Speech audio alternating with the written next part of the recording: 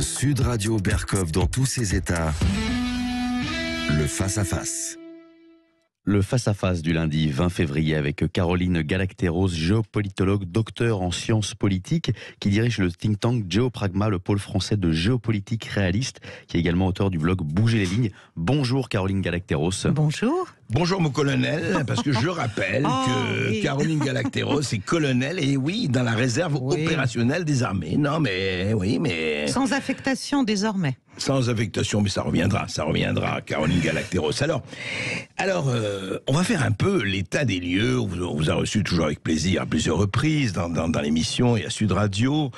Alors, Biden, visite surprise, on ne savait pas du tout, on pensait qu'il était en Pologne, il est allé en Pologne, et puis ça allait s'arrêter là, et il est à Kiev, avec Volodymyr Zelensky. On a écouté depuis ce matin, en direct, il était là, et il a expliqué qu'il allait fournir des armes, et qu'il allait être pour l'Ukraine, pour la guerre, en tout cas, as long as it takes, tant que il faudra le faire.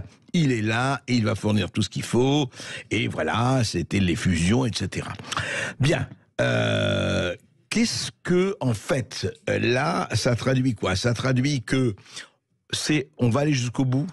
C'est quoi exactement qui se dessine? Enfin, on essaie de comprendre. Puis on va parler aussi de Poutine, on va parler des autres pays, la Chine, tout ce qui se passe. Mais qu'est-ce que ça traduit, Caroline Galacteros? Ça traduit la montée d'une grande inquiétude aux États-Unis devant l'évolution du cours de la guerre.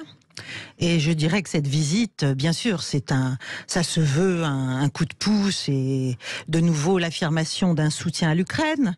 Mais en même temps, les responsables militaires, les responsables de l'OTAN, les responsables européens, tout le monde, tous les gens informés et aux affaires savent bien que l'Ouest n'a tout simplement pas les moyens en armement de continuer à entretenir l'élan ukrainien, l'élan armé ukrainien, et que si vous voulez, structurellement, il y a une disproportion telle entre la force de l'armée russe aujourd'hui et qui, d'ailleurs, cette guerre et la manière dont on l'a escaladée en fournissant l'Ukraine, etc., aura contribué, finalement, à faire renaître et à faire se restructurer cette armée russe.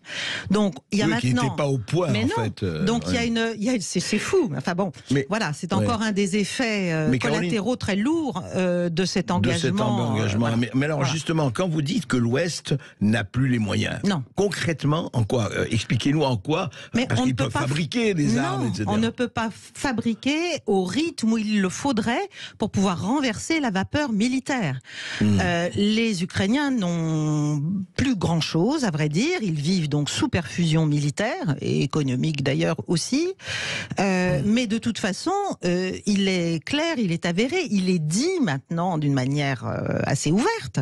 Jens Stoltenberg de l'OTAN l'a dit il y a quelques jours. Le secrétaire général de l'OTAN a dit, mais de toute façon, on n'a pas les munitions déjà, ni les munitions, ni les obus par rapport au rythme imposé, si vous voulez, au tempo de la guerre imposé par l'armée russe désormais. L'Ukraine ne peut pas rattraper et encore moins renverser, sauf à engager, je ne sais pas, des forces occidentales. Ça pourra d'ailleurs. Sauf à engager les forces de l'OTAN humainement. Oui, voilà. Mais on sait là le refus américain, tout simplement, de mettre des Américains officiellement sur le terrain. Ça ne veut pas dire qu'il n'y en a pas officieusement. Il y a beaucoup de Polonais sous uniforme ukrainien. Il y en a beaucoup qui attendent en Pologne et qui d'ailleurs sont mobilisés. Donc, moi, ce que je crains, et je trouve que cette période est extrêmement dangereuse, c'est la période du désespoir. C'est la période où on arrive maintenant au moment où le poteau rose va se briser, va se voir, et où on va comprendre qu'on a raconté n'importe quoi depuis un an aux opinions occidentales. Le narratif, vous voulez dire? Le narratif, la guerre des perceptions. La guerre des perceptions, elle arrive à ses limites. Et ces limites, qu'on le veuille ou non, qu'on soit content ou non, ça n'est pas le sujet. La guerre des perceptions est en train de se heurter à la guerre d'attrition, qui est une guerre bien réelle, menée et pour l'instant avec des morts, avec des blessés, voilà. par les Russes. Et d'ailleurs, le Mossad a confirmé, a donné des chiffres qui vont. Le Mossad israélien. Oui, le Mossad israélien, par l'intermédiaire des Turcs, dans un journal dans la presse turque, a fait sortir des chiffres de pertes qui juste sont en total. C'est complètement l'inverse, et même plus que l'inverse, que tout ce qui est raconté sur tous les plateaux et par tous les responsables politiques occidentaux. Donc, si vous voulez, on arrive aux limites de la pensée magique, là. Et on arrive surtout au moment où on commence à se dire, ok, on a poussé à la roue, et maintenant, qu'est-ce qu'on fait? Et c'est là que c'est dangereux, parce que les Américains ont des enjeux politiques internes, et notamment les néoconservateurs, et que on ne peut pas, il est clair qu'ils veulent faire durer. Oui, alors on va serrer ça, mais c'est intéressant. Alors, en fait, ce que vous dites, c'est qu'on a vécu, en tout cas dans le narratif médiatique, politique, etc., dans une perception de la réalité, un mensonge qui remplaçait le réel. Quoi. Absolument. Absolument, mais ça c'est le propre des impuissants, ils vivent dans les fantasmes. Donc au lieu de considérer la réalité, de se dire qu'on est allé trop loin, que maintenant que la Russie s'est engagée et qu'elle ne peut elle-même plus faire autre chose que d'avancer, il faudrait revenir, c'est ce que j'essaie de prôner, mais je prêche dans le désert, je prêche dans le désert, mais il y a quand même eu 50 000 Allemands, ça on n'en entend pas parler dans les médias français, mainstream, il y a quand même eu 50 000 Allemands à Munich il y a quelques jours, il y a un certain nombre de gens, et d'ailleurs le peuple ukrainien mériterait peut-être qu'on lui demande un peu son avis, parce que quand on voit l'enrôlement de force, parce qu'il y a un gros problème de ressources humaines dans l'armée ukrainienne, là, très gros, considérable. Surtout que maintenant, la mobilisation partielle décrétée par les Russes, qui est en train de s'étendre par ailleurs, donc eux se mettent vraiment dans une projection longue maintenant, parce qu'ils ont compris que l'Occident ne va pas être capable d'arrêter l'escalade. Oui, sauf si l'Occident, parce que vous ne pouvez pas écarter, personne ne souhaite cela, met en garde la Russie en disant attention, ligne rouge. Vous avez vu, par exemple, parlons des lignes rouges. Ça vous fait rire. Ça fait vraiment rire. Non, vous savez, la ligne rouge, c'était justement l'OTAN qui dit si la Chine envoie des armes à la Russie, c'est une ligne rouge. Ah oui, ça vous fait rire. Ça fait peur à Pékin, ça. C'est comme quand notre président dit il ne s'agit pas d'abattre la Russie. C'est sûr. Parce il s'agit de vaincre la Russie sans l'écraser. Sans l'écraser. Abattre, oui. Écraser. Mais comment diable peut-on envisager d'écraser la Russie ou de contraindre la Chine? Nous sommes dans c'est aussi ce que j'essaie d'expliquer de toutes mes modestes forces. On est dans un bouleversement géopolitique majeur. Cette guerre en est l'un des théâtres. Mais la réalité internationale est en train de complètement changer. Et on a l'impression qu'en Occident, on est une bande d'autruches, la tête dans le sable, et on veut absolument croire que l'impérialisme américain, l'impérialisme occidental va pouvoir continuer, que l'hégémonie va pouvoir se renforcer, et que s'il faut pour ça mener la politique du pire, on va le faire. Ça ne marchera pas, c'est-à-dire ça va juste devenir de plus en plus dangereux, de plus en plus, alors pour les Européens, n'en parlons pas, c'est la déréliction, c'est la crise. Alors, comment vous expliquez, alors avant de parler de ce bouleversement géopolitique majeur, Caroline Galacteros, on va prendre le temps d'en parler parce que c'est effectivement important, comment vous expliquez quand même, je veux bien que certains soient aveugles, je veux bien, mais comment vous expliquez que pratiquement tous les dirigeants européens, à l'exception de Orban, de l'Hongrois ou deux ou trois autres, sont complètement vent debout pour effectivement continuer. Il faut. Bon, il faut rappeler aussi qu'il y a une agression russe sur l'Ukraine quand même. Ne l'oublions pas. Il ne faut pas aussi ne pas se raconter ça. Bien sûr, mais déjà, il faudrait s'entendre sur quand a débuté cette guerre. Là, c'est clair que, bien sûr, il y a eu une entrée illégitime, illégale, même si les Russes invoquent l'article 51, la responsabilité de protéger, etc. Les populations russophones qui se faisaient quand même allègrement massacrer depuis des années. Mais, bien sûr, il y a une invasion. Ça n'est pas contestable. Mais est-ce que cette invasion est... D'ailleurs, est-ce que Poutine a eu raison, est-ce que Poutine a eu tort? C'est même pas le sujet. Cette invasion, est-ce qu'elle est une réponse, c'est-à-dire précisément la démonstration d'une ligne rouge russe, cette fois-ci, face à une avancée qui est considérée comme militairement dangereuse, enfin insupportable pour la Russie venant de l'OTAN. Est-ce que c'est ça le sujet, c'est-à-dire est-ce que ça a commencé le 24 février, est-ce que ça a commencé en 2014, est-ce que ça a commencé en 2007 à Munich, est-ce que ça a commencé en 2004 avec la Révolution Orange? Question à se poser, mais comment vous expliquez, justement, pour revenir à ma question, que les gouvernements européens, les présidents européens, les dirigeants européens, considèrent que ça, c'est pas le problème, le problème, c'est qu'il faut choisir son camp, on a choisi son camp. Voilà, parce que nous vivons dans un manichéisme complètement indigent qui nous permet d'être autistes, d'être, j'allais dire, d'être clivés mentalement. Nous sommes dans une perpétuelle, moi j'appelle ça la dissonance cognitive, vis-à-vis du réel, vis-à-vis du souhaitable. On ne veut pas voir ce qui nous dérange, quoi. On ne veut pas voir ce qui nous dérange, on ne veut pas voir ce qui nous remet en cause, on ne veut pas voir ce qui exigerait de nous un commencement de début de raisonnement propre, parce qu'en fait le problème des Européens, mis à part 2 ou 3, c'est effectivement qu'ils n'ont plus de capacité ni même de volonté de se dire bon, nous on est en Europe là, on est l'isthme de l'Eurasie. Okay, donc qu'est-ce qu'on fait? Qu'est-ce qu'on veut être? Quel est notre avenir? Est-ce qu'on veut se couper non seulement de la Russie mais de toute l'Eurasie? Est-ce qu'on veut être en... Quel est notre rôle? Nous, on préfère la servitude et en l'espèce l'alignement, et donc on préfère l'obéissance finalement. Alors c'est vrai, c'est simple. Mais en même temps, on ne veut pas se battre. Sauf si le chef, si le chef fait des âneries. Parce que c'est quand même ça le sujet. C'est pas l'Amérique qui va payer tout ça. Et ça n'est déjà pas l'Amérique qui paye économiquement et socialement. L'Amérique qui gagne en ce moment. Voilà. On se retrouve tout de suite après cette petite pause avec Caroline Galacteros. On va parler du bouleversement géopolitique mondial. C'est fascinant. Et vous avez la parole au 0826 300 300 pour participer à l'émission.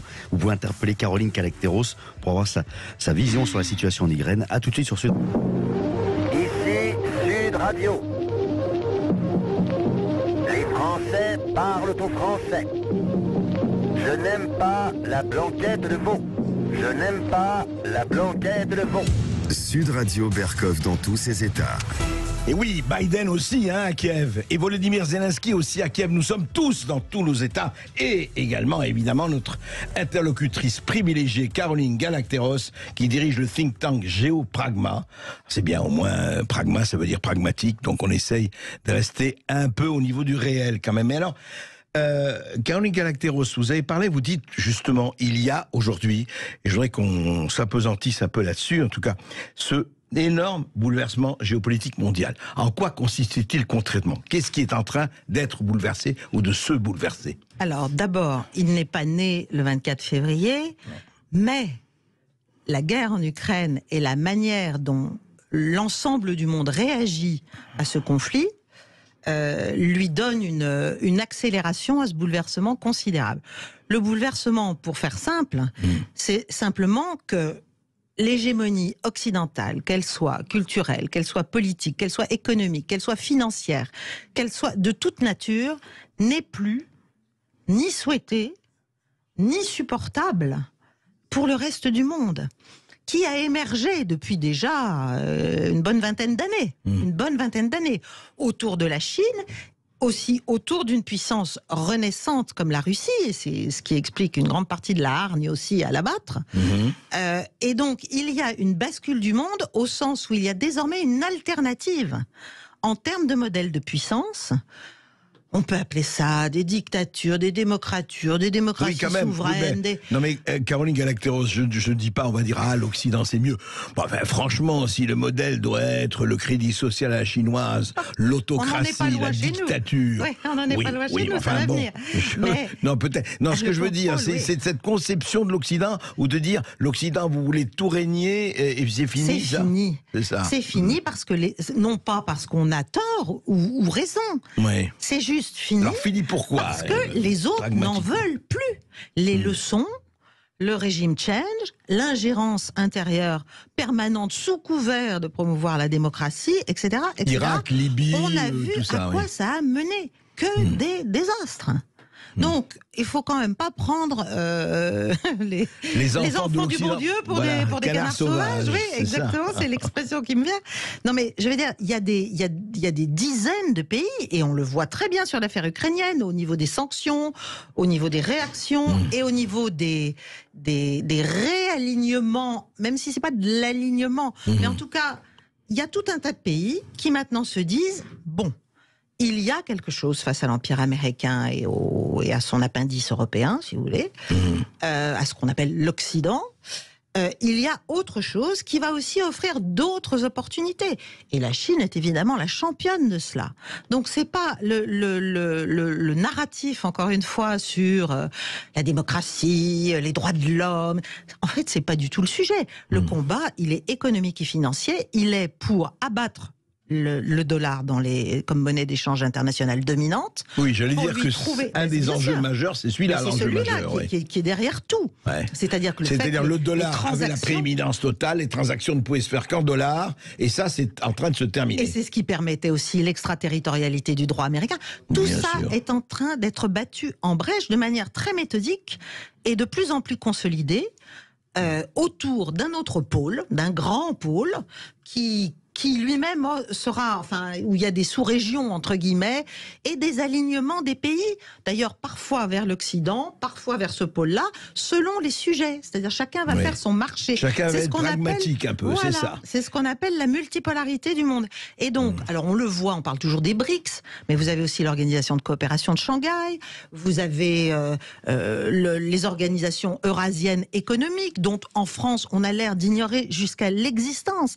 Mais c'est à nos portes. C'est quoi? Donc, alors, attendez, rappelez ce que c'est Shanghai et l'Organisation eurasienne économique. Ça comprend qui, combien de puissance aujourd'hui?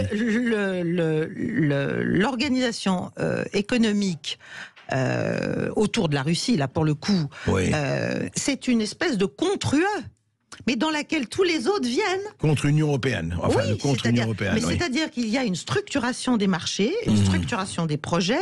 Surtout, il y a un maillage d'infrastructures et de projets dans tous les sens de collaboration, de coopération, pas seulement militaire. Donc ça peut aboutir, Caroline Galacteros, à la création d'une monnaie rivale du dollar? Ah oui, je pense qu'à 10 ans, les BRICS sont en train d'imaginer déjà un panier de monnaie, c'est ce qu'on appelle la R+. Bon, il va y en avoir, il va y en avoir peut-être d'autres. Le yuan. Si vous voyez les mouvements financiers, si vous voyez la manière dont tous ces pays rachètent de l'or à l'argamanu, tout ce qu'ils peuvent, etc., ils essaient de se dégager au maximum de leur dépendance au dollar et donc de leur exposition à les décisions, les oukas américains. Pardon de ce mot russe pour parler de l'Amérique, mais enfin, en tout cas, la manière d'imposer. Est-ce que ça, pour vous, c'est parti et ça va se manifester dans les années qui viennent, dans les mois et les années qui viennent? Mais c'est déjà énorme, mais on n'en parle absolument pas ici. On n'en parle pas. Là, on découvre que la Chine et l'Iran, ou que la Chine et la Russie... Oui. La Chine vient de conclure un accord énorme avec l'Iran. Oui, mais il y avait 400 milliards de dollars il y a déjà quelques années. Je veux dire, tout ça ne fait que se poursuivre. Et l'Inde, et l'Égypte, il y a un certain nombre de pays qui sont aussi des puissances. Alors l'Inde, l'Inde n'est pas l'Égypte, hein, mais si vous voulez, tout ça, ça va faire un gros agrégat de ceux qui ne supportent plus les leçons occidentales. Est-ce que SWIFT a joué un rôle, le blocage des avoirs américains des avoirs russes, par les Américains au moment des embargos, etc., des sanctions? Ils ont sorti la Russie de SWIFT et la Russie a fait son SWIFT à elle. Voilà. Bon, j'oublie toujours l'acronyme, mais qui marche très bien, merci. Je veux dire, c'est une question de volonté. Et c'est ça, pour moi, là encore, je ne porte pas de jugement. J'observe. C'est ça, pour moi, le sujet, c'est que Vladimir Poutine, en faisant ce qu'il a fait, il a pris des risques, ça lui coûte une fortune, c'est dangereux politiquement, c'est lourd, c'est lourd stratégiquement sur le long terme si la guerre dure, etc. Mais il a montré au monde entier qu'il était possible de résister.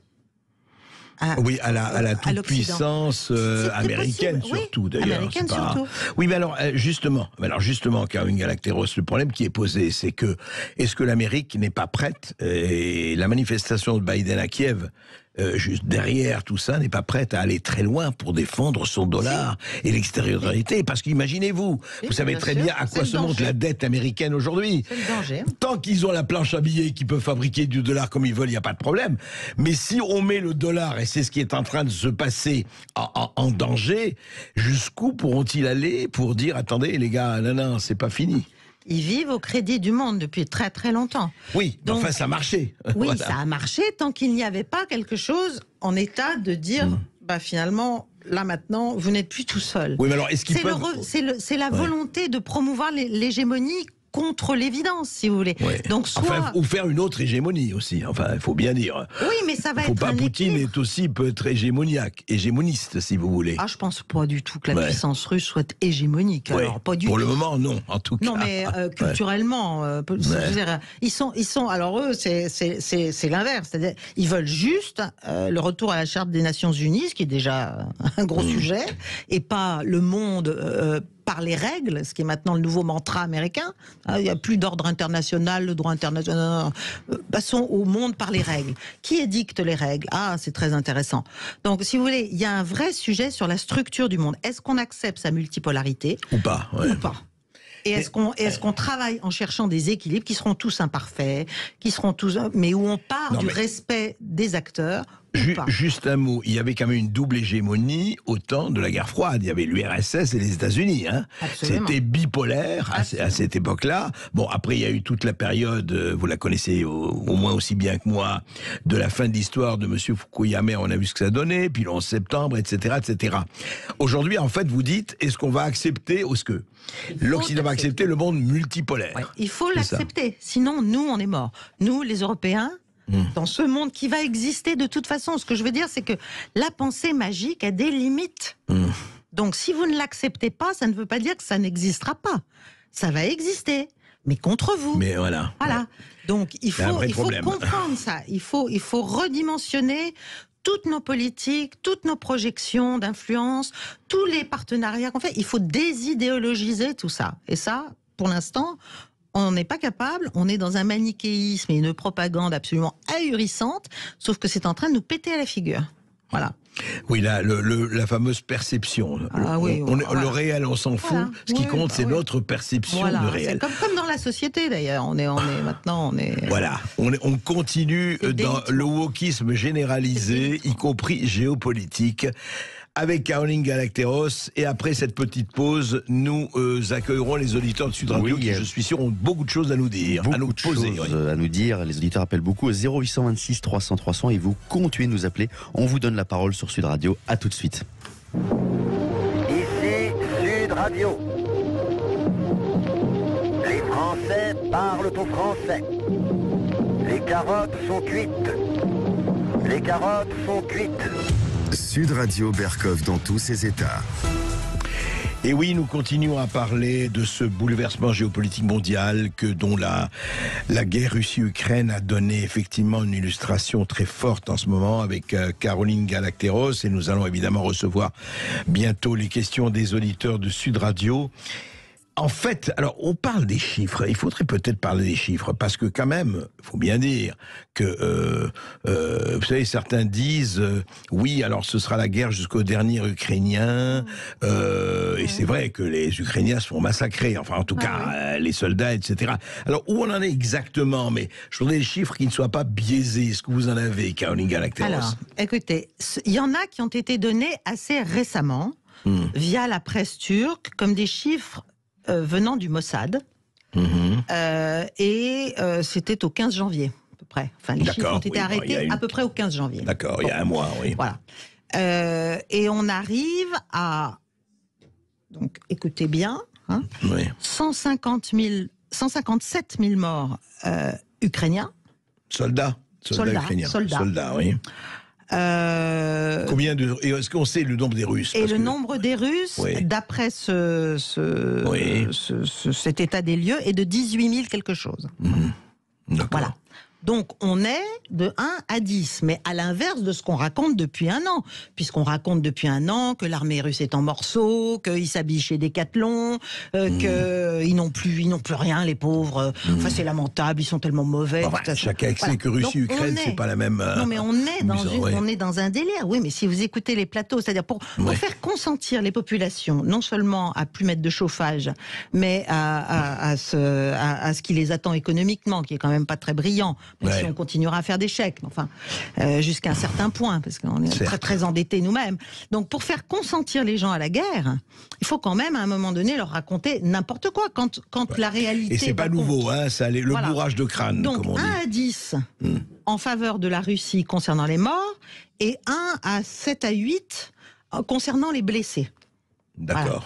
Donc, c'est assez... Mais c'est les chiffres du Mossad donnés par la presse turque. Voilà. Bon, enfin, c'est à vérifier, mais oui. Voilà. Non, bon, d'accord. alors, vous pouvez arrondir, baisser. Il y a des chiffres donnés par une organisation, il y a quelques jours, là, qui s'appelle... j'ai oublié, qui s'appelle... enfin, une organisation américaine, je crois bien, qui dit que c'est même pas 18 000 morts, c'est 14 000. Côté russe. Mais alors comment vous expliquez Et je termine, une chose très importante, parce que là, on est parti en plein délire, les crimes contre l'humanité, les massacres, les viols de masse, tout ça côté russe, les Ukrainiens bien sûr étant des anges, c'est bien connu, même si dans toute guerre, il y a des crimes de guerre, naturellement. Bien sûr, il y en a. Il faudrait quand même se calmer un peu. L'ONU, le commissariat des Nations Unies aux droits de l'homme, en février, là, a publié son dernier bilan qui fait état de 7000 morts civils depuis un an, ce qui est déjà 7000 de trop, on est d'accord. Bien sûr. Et pour arriver et de 13 000 blessés civils. Voilà. Oui, alors, mais justement, encore une fois, nous parlions des dirigeants d'Europe, mais en fait, en Amérique, qui est quand même de ce point de vue-là, la liberté d'expression est quand même plus grande. Reconnaissons ça à l'Amérique, qui est d'ailleurs, je dirais que l'Amérique a beaucoup de qualités, beaucoup de défauts, mais enfin moi, j'aime bien les États-Unis, j'aime moins peut-être certains aspects, il faut dire, de la politique américaine, mais je reviens à l'essentiel. Il y a quand même une liberté d'expression, même si elle n'est pas complète, c'est le moins qu'on puisse dire, mais eh bien beaucoup, comment ça se fait que certains militaires américains, certains dirigeants américains, est-ce que c'est par, entre guillemets, patriotisme, en disant il ne faut pas rompre le front commun, le front uni, ne s'élèvent pas sur cette conduite de la guerre, sur cette gestion de la guerre? Alors, je parle de l'Amérique, là. Alors, d'abord, effectivement, les meilleures sources, moi, en tout cas pour moi, meilleures sources ouvertes d'évaluation du conflit au plan militaire, et d'ailleurs dans l'interprétation des questions diplomatiques aussi, sont américaines et britanniques. Ah oui, intéressant. Je pense qu'ici, en France, il serait bon quand même de s'y intéresser à tous ces gens-là, parce que ce sont de véritables mines, et qui ne sont pas démenties par les faits. Bon, donc quand même, on pourrait sortir aussi un peu de la pensée magique. Alors, pourquoi un certain nombre de militaires américains de haut rang... il y en a très peu qui l'ont fait. Wesley Clark avait osé le faire au début des années 2000, ça lui a coûté fort cher. Le général Milley, donc le chef d'état-major américain, si vous voulez, il y a quelques mois disait oulala, on se calme, la Russie va gagner, il faut arrêter les frais, il faut négocier. Il a été remis au pas. Il y a 3 jours, il a quand même expliqué, faut quand même le faire. Enfin, dans le genre retournement à 180 degrés, c'est extraordinaire. Il a expliqué que la Russie avait perdu, stratégiquement, tactiquement, opérationnellement. Et militairement. Ce qui est faux, clairement faux, toute la planète peut le voir, toute la planète informée peut le comprendre. On va ça, écoutez, qui vivra encore verra. Il y a un verrouillage du système. Oui, mais il n'y a pas d'homme politique en Amérique, juste une question, à votre connaissance, qui a pris position. Trump se tait là-dessus. Trump se tait pour l'instant. Moi, il y a une femme, mais alors on va me dire, ça y est, elle est horrible, elle est infréquentable. C'est une femme qui s'appelle Tulsi Gabbard. Ah oui, jolie femme en plus. Très jolie femme, très jolie femme. Elle est sénatrice, non? Sénatrice d'Hawaï ou... Non, pas d'Hawaï, non, c'est oui, Tulsi Gabbard, on la connaît. Non, c'est pas Hawaï, mais enfin bon, on retrouvera ça, Tulsi Gabbard. Lucien, essayez de voir si on... Tulsi... Alors elle y va franco, elle dit dit la vérité. Il y a aussi certains députés européens, l'Irlandaise, Claire Daly. Anderson et compagnie, il y en a quelques-uns. Il y en a quand même quelques-unes qui osent l'ouvrir et qui le font de manière très véhémente. Comme par hasard des femmes, d'ailleurs. Comme par hasard. Mais pour le reste, le système est complètement verrouillé. Quand vous voyez ce qui se passe avec Mark Milley, comme il a changé, on aurait dit Colin Powell avec sa fiole, quoi. C'est ahurissant. Moi, j'étais soufflé là. En tout cas, écoutez, ce sont des questions, on verra. Biden, encore une fois, je le rappelle, à Kiev en ce moment. Qu'est-ce qui va se passer? À quelle sauce serons-nous mangés ou pas? Une vraie question. On en parle toujours avec Caroline Galacteros, qui est géopolitologue, et avec nos auditeurs. Et oui, nos auditeurs qui ont beaucoup de questions, et vous continuez de nous appeler au 0826 300 300. Et pour commencer, on accueille Chantal de Bastia. Bonjour Chantal. Bonjour Chantal. Bonjour André, et bonjour Mme Galacteros. Je suis très très contente, parce que je l'ai écouté aussi samedi à l'heure libre. Oui. Et elle a tenu tête à Michel Onfray, ce qui est pas une mince affaire. Alors Chantal, avançons. Alors moi je voulais poser une question à Mme Galacteros, si elle était au courant de cette rumeur, enfin il y a eu des vidéos, mais bon, il faut toujours se méfier des vidéos, si des soldats, enfin des personnes de Daesh seraient sur le terrain opérationnel du côté de l'armée ukrainienne, parce que bon, il y a eu quand même un tremblement de terre en Syrie, dans le nord, où il y avait les prisons justement où étaient détenus les terroristes. Voilà, et je voulais savoir si elle était au courant de cette. Très bien, Chantal. Oui, alors, Caroline. Oui, j'ai vu un ou deux petits mini reportages, enfin mini petites scénettes où on voit effectivement des écussons Daesh. Oui. Bon, je ne dirais rien dont je sois vraiment sûr là-dessus. Ce qui est certain, c'est qu'il y a un certain nombre de volontaires dits internationaux du côté ukrainien. Ça, c'est sûr. Alors, d'où viennent-ils? Quelles sont leurs allégeances? Quelles sont leurs origines? On a dit, oui, qu'on avait sorti un certain nombre de combattants de Daesh, pas beaucoup, et qu'on les avait emmenés sur le théâtre syrien. Enfin, quand je dis on, l'Occident. Oui. Mais je pense que on a déjà fort à faire avec déjà les milices ultranationalistes ukrainiennes. Ça va, c'est déjà pas mal. Il y a de quoi faire. Lucien. Oui, avant la pub, on a le temps de recevoir un deuxième auditeur et on va à Marseille recevoir Julien. Bonjour Julien. Bonjour Julien. Bonjour André, bonjour Madame Galacteros. Moi je vous appelle pour savoir qu'est-ce que vous pensez des remous qui se passent en ce moment en Moldavie, où la présidente parle de peut-être un putsch russe qui se paye. Et apparemment, sur Kolbasna, vous avez la plus grande réserve de munitions d'Europe, avec beaucoup de munitions soviétiques qui pourraient arranger les Ukrainiens.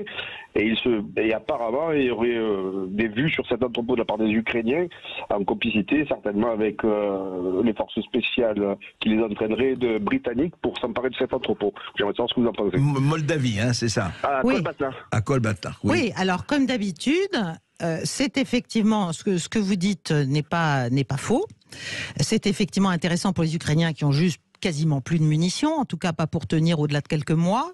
Avec tout ce qu'on leur fournit et qu'on essaie de grappiller partout, en Israël, en Corée du Sud, enfin, c'est le marché de l'urgence. Ce qui est vrai, c'est que on commence maintenant côté occidental à essayer d'accréditer l'idée que la Russie en voudrait à la Moldavie. Je rappelle que la Russie a la Transnistrie déjà. Donc, je vois pas pourquoi la Russie aurait besoin d'aller en Moldavie et de frapper la Moldavie. Donc, ça me semble, comme d'habitude, c'est l'inversion, c'est-à-dire, on est en train de monter peut-être une manœuvre pour permettre aux Ukrainiens d'aller chercher ce qu'ils ont à faire, ce dont ils ont besoin. Soit on peut le leur donner aussi, tout simplement. Et on doit être en train de dire aux autorités moldaves, bon, bon, il faut monter la sauce un peu, il faut expliquer que vous êtes menacé. La Transnistrie est une région qui contrôle russe. Oui, ce sont des rumeurs. Non, mais il y a aussi des rumeurs ce matin sur une bombe sale à partir de déchets radioactifs, à l'initiative des Ukrainiens. Voilà, etc. Voilà. Donc, si vous voulez, il y a énorme dans cette guerre des perceptions qui est en parallèle et de plus en plus en choc frontal avec celle de la réalité et de l'attrition russe sur les forces armées ukrainiennes, la démilitarisation, comme ils l'ont dit. Il y a beaucoup de choses. C'est très difficile. Ça fait partie du narratif des guerres. Voilà, c'est le brouillard. On essaie de faire peur, on essaie d'inquiéter, on essaie de faire monter l'angoisse et on essaie de faire monter l'acquiescement occidental à la surenchère, parce que quand même derrière il y a ça. Moi, c'est ça qui m'inquiète. C'est l'acquiescement des l'acquiescement des populations occidentales aux besoins du pouvoir néoconservateur qui est clairement encore bien en place aux États-Unis. Lucien, on va tourner une rapide page de pub et on ira à Bordeaux pour recevoir Marc, et vous continuez de nous appeler au 0826 300 300. À tout de suite sur Sud Radio. Ici Sud Radio. Les Français parlent au français. Je n'aime pas la blanquette de veau. Je n'aime pas la blanquette de veau. Sud Radio Berkov dans tous ses états. 13h45 sur Sud Radio. Vous avez la parole dans le face-à-face avec Caroline Galacteros pour revenir sur la situation en Ukraine. Et on accueille Marc de Bordeaux. Bonjour Marc. Oui, bonjour Marc. Oui, bonjour. Voilà, je suis donc à Bordeaux. Je suis le fondateur d'un collectif citoyen parce que je crois que nos dirigeants sont en train de nous entraîner dans un processus d'escalade qui peut nous conduire à la guerre mondiale éventuellement. Et les citoyens, on a oublié de leur demander leur avis, tout simplement. Ah, ça c'est clair. Donc voilà, nous sommes des gens de tous bords politiques. Donc, nous sommes apartisans. Nous sommes également, nous ne sommes ni pro-russes ni pro-ukrainiens. Nous observons les choses du point de vue français. Et donc nous essayons de lancer notre action. Nous avons déjà des groupes, des contacts avec des gilets jaunes, etc. Nous sommes encore assez peu nombreux, c'est quelques dizaines de personnes actives. Et donc nous avons, alors je vais poser ma question. Donc oui, allez-y, posez votre question, Marc. Oui, nous avons un objectif qui est de faire en sorte que la France fasse un petit peu ce qu'avait fait Jacques Chirac en 2003.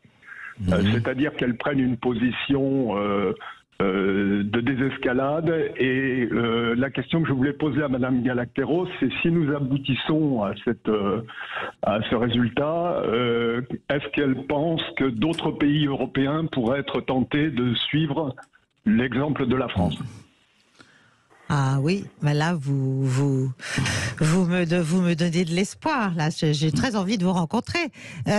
Non, mais il est évident que si la France était capable d'avoir le courage de faire un pas de côté et de dire maintenant, il faut arrêter avant que ça n'aille trop loin et avant qu'on ne puisse effectivement, pourquoi pas, déraper. C'est-à-dire, c'est ça la grande question. Jusqu'où chaque partie, mais singulièrement, je pense beaucoup plus à la partie occidentale, chaque partie est-elle capable d'aller éventuellement trop loin, et dans le cas occidental, pour ne pas perdre la face, alors que militairement, on voit bien que la guerre est très mal engagée pour l'Ukraine, si vous voulez, et très bien engagée pour les Russes.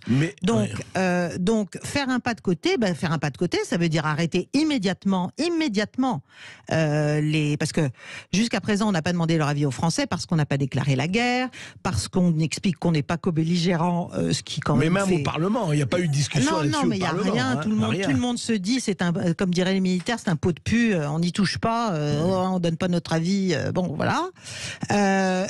Mais c'est un vrai sujet. Le fait d'embarquer comme ça une population, de l'endormir à coups de propagande et ensuite de la faire acquiescer à un engagement via l'OTAN qui non seulement va contre ses intérêts immédiats, mais qui est extrêmement dangereux potentiellement. Parce que si vous regardez les dernières déclarations des responsables de l'OTAN, là, ils viennent de réaffirmer que la Chine, comme la Russie, étaient leurs ennemis systémiques et que l'objectif de l'Alliance était de s'opposer à cette menace. Oui, mais Caroline, ça, c'est un langage qui peut changer. Le problème, pour demander la question de Marc, est-ce qu'aujourd'hui, le gouvernement français, les responsables tels qu'ils font, pourquoi il n'y a pas une voix aussi? Il y en a quelques-unes, mais elles ne sont pas dans le gouvernement. Mais elles ne sont pas au pouvoir. Ah bah non, elles ne sont pas au pouvoir. Mais est-ce que c'est possible d'engager seul, le gouvernement français, mettons, qui change d'avis, d'engager une désescalade? C'est faisable. Il faudrait faire quoi concrètement? Concrètement, déjà, on arrête de livrer des armes. On explique, on arrête de dire aux Russes qu'on ne veut pas les écraser, parce que ça, franchement, ça fait rire. C'est pas sérieux. On propose une conférence pour la paix. On calme le jeu. Et parce que ce qu'on ne comprend pas, ce qu'on n'a pas l'air de bien saisir, c'est que, vu le rapport de force militaire, plus ça va aller, plus les conditions d'une paix vont être terribles pour l'Ukraine. Donc, c'est bien gentil de vouloir se battre jusqu'au dernier Ukrainien et pour la démocratie en Ukraine, mais là, elle est déjà en morceaux, l'Ukraine. Et elle va déjà renoncer, dans un accord de paix, à une partie de son territoire. C'est clair, c'est net, tout le monde le sait, même les Américains le disent. Je ne parle pas seulement de la Crimée. Donc, il faut arrêter les frais. Et il faut revenir pour moi, il faut monter d'un niveau, il faut monter à la préoccupation qui devrait être celle de tous les Européens et singulièrement de la France, qui est quand même membre permanent du Conseil de sécurité et puissance nucléaire, qui est rétablir les bases d'une sécurité en Europe, c'est-à-dire que l'Ukraine non seulement soit sûre dans les frontières qui seront celles qu'elle aura, oui. Voilà, elle a joué, c'est un pari, mais, mais au-delà, il doit y avoir des garanties croisées. Ça peut pas continuer comme ça. Mais à la limite, dans un accord comme ça, l'Ukraine pourrait faire partie de l'Union européenne. De l'Union européenne, peut-être, mais enfin, ça c'est encore un truc qui va nous coûter une véritable fortune. Mais il est évident que l'OTAN, c'est juste, c'est la ligne rouge. On le savait. Je veux dire, ça fait 15 ans qu'on en parle en Russie, quoi, et qu'on le dit partout, et qu'on propose 12 000 solutions pour ne pas en arriver là. Donc, il faut arrêter de se mentir quand même. On a joué et on est en train de perdre. Voilà. Et il ne faudrait pas que ça arrive à ce dérapage, parce qu'aujourd'hui, dérapage, ça veut dire nucléaire, quand même. Oui, c'est ça. Ça peut être nucléaire. Ça peut être nucléaire, ou ça peut être un engagement où des forces de membres de l'OTAN, qui ne seront pas forcément américaines en tant que telles, seraient engagées pour... Enfin, c'est complètement fou. C'est complètement fou. Lucien. Merci beaucoup, Marc. Et on va à Perpignan pour recevoir Mohamed. Bonjour, Mohamed. Bonjour à vous, bonjour à M. Berkoff et à vos invités, aux auditeurs. Bonjour Mohamed. Ma question, c'est est-ce que Zelensky n'est pas un va-t-en-guerre, qu'il est dans les mains des Américains? Est-ce que nous, on a intérêt à se fâcher avec la Russie, peut-être un petit peu avec la Chine, et peut-être se couper un petit peu au niveau commercial de l'Afrique? Et demain, l'Ukraine va être reconstruite par qui? Par les Anglais, qui déjà ils ont un pied en Ukraine, par l'industrie d'armement américaine, européenne, et demain il nous arrive la même chose à notre pays, à notre conflit. Est-ce que les Américains vont encore imposer leurs lois en Europe? Est-ce qu'il n'est pas temps de s'entendre entre Européens? Mohamed, plusieurs questions, et très bonnes questions, mais je voudrais peut-être que Caroline Galacteros, parce que déjà on pense et on le sait à la reconstruction de l'Ukraine, qui va engager des milliards et des milliards de dollars. Et alors on dit que BlackRock est déjà sur les rangs, sinon partie prenante. Mais bien sûr, les grands fonds. C'est une information ou c'est une rumeur? Bien sûr, les grands fonds américains sont déjà là. Ce qui peut arriver, ça nous est déjà arrivé dans le cadre de l'adhésion d'autres membres de l'ex-espace soviétique à l'Union européenne. C'est-à-dire que c'est nous qui allons financer la reconstruction, etc. Mais c'est pas forcément nos entreprises qui vont en bénéficier. On sait ce qu'il advient généralement des opérations de reconstruction. Ce qui est sûr, c'est que, ce qu'on dit, c'est que au moins les 2/3 et même plus de l'aide soi-disant donnée, chaque semaine, les pledging, etc. Tout ça, ce sont pas des dons. Okay, il y a à peu près, il y a entre 20 et 30% de dons. Et le reste, c'est des prêts. Ce qui veut dire que l'Ukraine, quand on parle de la souveraineté ukrainienne, il n'y a plus de souveraineté ukrainienne économique déjà. C'est fini. Voilà. Donc, et quand on dit, dites-moi. Et je suis entièrement d'accord avec tout ce qu'a dit Mohamed. Hein, c'est évident qu'on doit, revoir complètement notre vision du monde. C'est ce que j'ai dit tout à l'heure en parlant de la bascule. Il faut qu'on se situe, nous aussi, comme un ensemble européen et comme des puissances qui font ensemble. Et d'ailleurs, l'Europe devrait être médiatrice et neutre, en tout cas par rapport à ça. En tout cas, la France, elle doit être non alignée. Ouais. Parce que dès qu'elle est, ça je le répète, mais c'est évident, c'est mathématique. Enfin, c'est une question de... Dès qu'on est aligné, dès qu'on est dans un camp, on ne sert plus à rien. On ne sert plus à rien, puisqu'on sait très bien, il vaut mieux s'adresser au bon Dieu qu'à ses saints, et donc que Paris parle. D'ailleurs, c'est ce qu'on lui répond à Moscou. On lui dit, écoutez, bon... Ouais. C'est ce qui se passe, c'est clair. On ne vous écoute plus parce que vous n'avez plus d'utilité marginale, résiduelle et encore moins centrale. Lucien. Voilà. Merci beaucoup, Mohamed. Et on va à Lyon pour recevoir Serge. Bonjour, Serge. Bonjour, Monsieur Barkov. Bonjour, Madame Galacteros. Bonjour, Serge. Ouais. Alors, je vous appelle concernant le fait qu'on veut confisquer les avoirs russes en Europe. Et vendredi, la Russie a annoncé qu'elle prendra des mesures réciproques. Alors, je me demandais si, comme la Russie annonce, les avoirs européens en Russie sont plus importants que les avoirs russes en Europe. Et ensuite, c'est quoi l'idée de confisquer les avoirs russes pour les fournir finalement à l'Ukraine pour la reconstruction de l'Ukraine? Et donc, on gagne rien, c'est l'Ukraine qui gagne. En revanche, nos avoirs sont confisqués en Russie et donc c'est la Russie qui gagne aussi. Donc nos entreprises, nos oligarques et nos gouvernements perdent de l'argent au profit de l'Ukraine et la Russie. Tout à fait. Ben, vous avez, je suis entièrement d'accord. Mais ça c'est un vrai sujet. C'est que l'Europe se tire sans arrêt une balle dans le pied et que justement la réduction de la compréhension du monde à un prisme purement idéologique, à de l'antirussisme pavlovien et à finalement. Vous n'avez pas dit primaire. Oui, primaire. Enfin, Pavlov, ça me va bien. Voilà. Nous coupe les ailes, les pieds, les pattes, le bec. Enfin, je veux dire, ça, de ce point de vue-là, on n'avait même pas besoin de l'attentat ou du sabotage de Nord Stream 1 et 2. L'économie européenne est durablement coupée de l'économie russe. Et c'est extrêmement regrettable. Pourtant, ça ne veut pas dire que la Russie ne cherchera pas à recréer des liens le moment venu. Et j'espère que nous aurons l'intelligence de les favoriser. Mais ça va prendre du temps parce qu'il n'y a plus de respect, il n'y a plus de confiance, il n'y a plus rien. Pas tellement dans la communauté d'affaires, mais politiquement, il n'y a plus de confiance. Mais c'est vrai, surtout que nous avions un de nos ministres les plus brillants qui disait qu'il y a 3 mois, encore 4 mois, nous allons faire s'effondrer l'économie russe. Oui, on a vu les résultats. Et on a le temps ou pas? Non, je crois qu'on n'a pas le temps. Alors, on prend un dernier auditeur. On a le temps, il va falloir faire vite. Hélas. Merci beaucoup, Serge. Et on accueille Manu de Lacanau. Bonjour, Manu. Bonjour, Manu.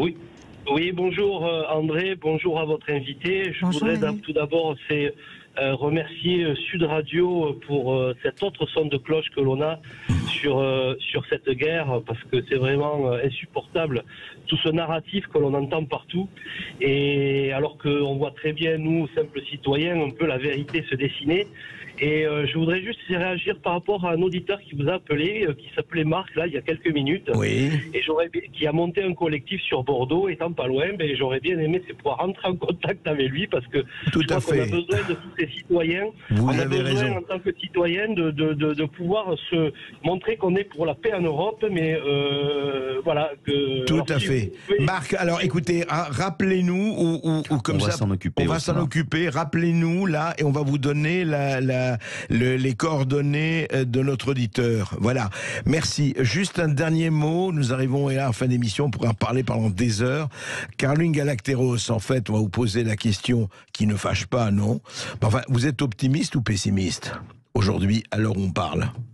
Sur l'issue de tout cela, est-ce que ça va se calmer un jour? Je dis pas demain, mais ou ça va durer encore longtemps? Ça va durer jusqu'à ce qu'il ne soit absolument plus possible de faire semblant. Et à ce moment-là, il va falloir compter sur un petit morceau d'intelligence de situation résiduelle à la Maison-Blanche, voilà, et au secrétariat d'État autour d'Anthony Blinken, et sur la retenue et je dirais en fait la capacité de chacune des deux parties. Je parle même pas de l'Ukraine parce que l'Ukraine est encore une fois un instrument. Non, les deux parties. Et Zelensky, à un moment donné, sera peut-être sorti du jeu parce que son jusqu'au-boutisme pour l'instant est utile, mais il y a un moment où il ne sera plus utile, il sera même contre-productif. Donc la question c'est il faut qu'à un moment donné, chaque partie comprenne qu'elle doit permettre à l'autre, c'est compliqué, de sauver la face. De sauver la face, absolument. De sauver la face. C'est toujours et ça. Et c'est comme ça qu'on va pouvoir arriver à quelque chose et stabiliser sécuritairement cette situation. À mon avis, quand même au profit de ce qui restera d'Ukraine, et c'est pour ça qu'il ne faudrait pas trop attendre. Acceptons-en l'augure. Merci, Caroline Galacteros. C'était le face-à-face du lundi fin février avec Caroline Galacteros, géopolitologue, pour revenir sur la situation en Ukraine. Merci d'être toujours aussi nombreux à nous écouter. Tout de suite, l'émission de Brigitte Lahaye. À tout de suite sur Sud Radio.